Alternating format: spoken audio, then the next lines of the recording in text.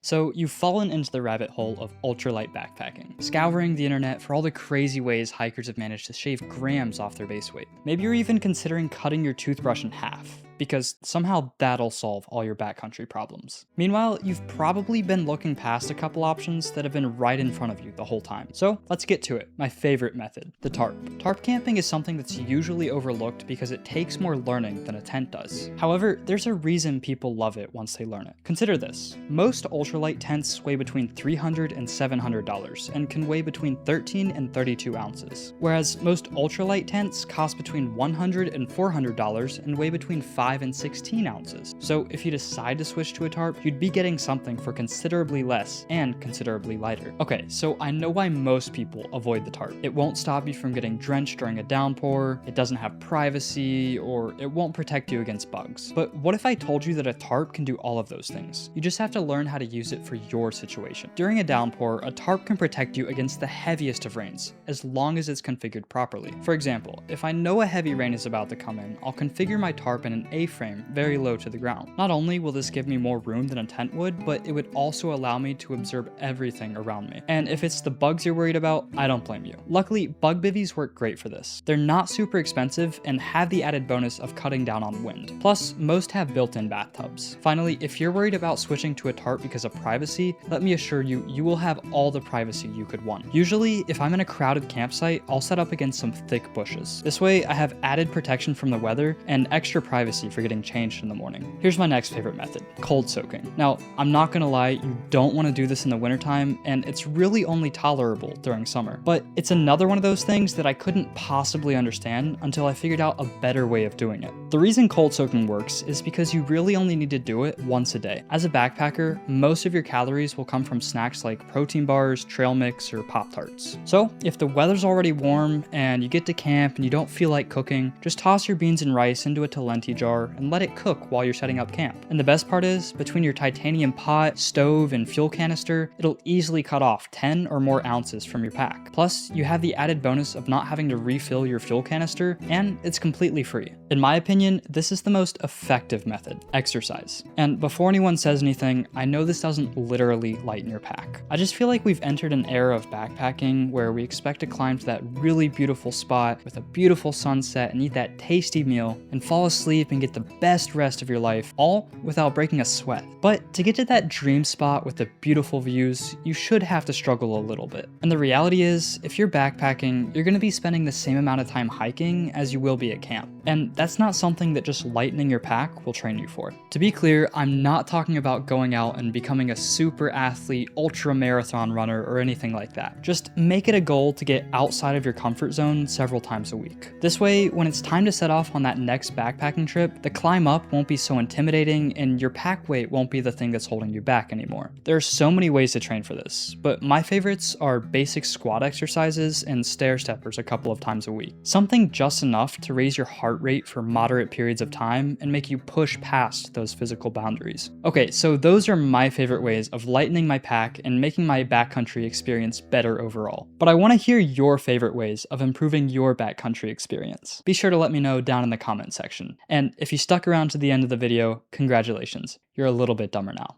Happy hiking.